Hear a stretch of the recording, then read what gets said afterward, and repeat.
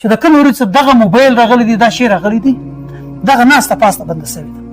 پلار زوی په اپتنه سره ویني په جهاد سره ووتله پلار پخوا به دا ول زما پلار به ناست مشران به ناست کشران به ورته ناست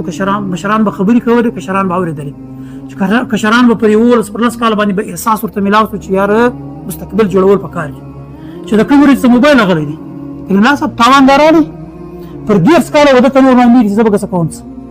ووځه نفسه ته 10 کاله بعد چې واده وشي بچیان شي ورور د کور والا ډنډه په بسیس نه نو دماغ ځای له ورته چې یار څه کول پکار خو پر 10 کاله باندې انسان ته احساس کوي ولې موږ به نور پلار سره کښېنستلو د هغو تجربې د هغو مشکلات پریشانیانې به مو واورېدلې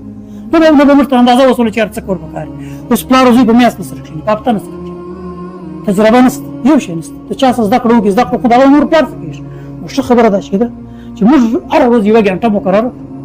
وروره په دا ګنټه کې به یو څوک نه موبایل اکاډ نه به شعر اکاډ د بچیانو سره د کور والا سره د مور پلار سره به کښېنو ګپه شپه خندا به وي د غم د پریشانۍ خبرې به نه وي اورو به سره ته ما واوره زه به تا واورم په دې کې به عاجزي او قرابت هم سره راسي یو د بل په غم او خوشحالي به هم سره خبر سو د مجبوریانو به هم سره خبر سو د کور په مستقبل به هم سره خبر سو څه کول پکار یو دویمه دا موږ کار کوو چې خاندان کې به موږ یو ګنټه کوله خپل خاندان د ټیم روزانه وو